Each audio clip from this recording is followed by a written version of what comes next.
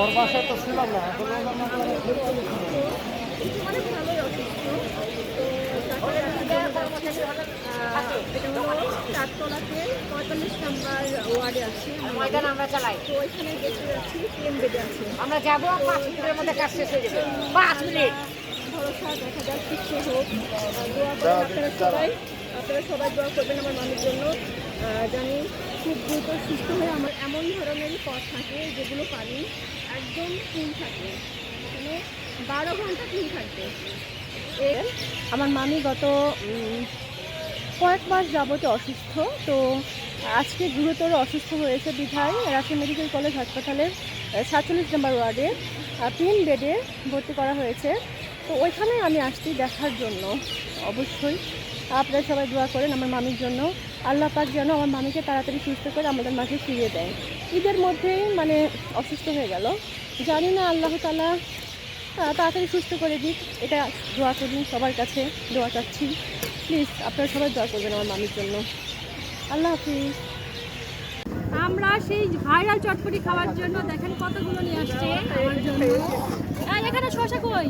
এখানকার শশা পেঁয়াজ দিয়েছো কেন? শশা দেয়নি?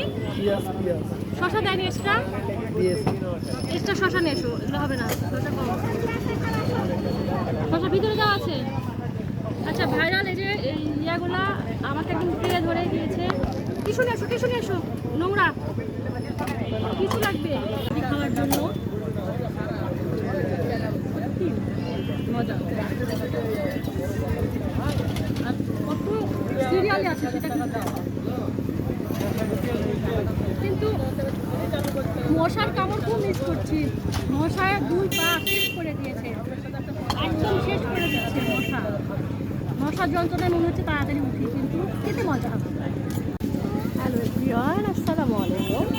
এই তো আমাদের ভাইরাল চাচার এখান থেকে অনেকগুলো খাওয়া হয়েছে, আবার পার্সেল নিয়ে নিয়েছি, বাসায় নিয়ে যাবো তাই।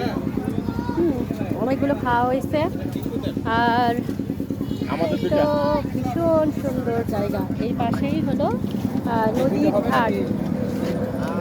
নদীর ঘাট এটা কামরাঙ্গা মাখা হচ্ছে। তারপরে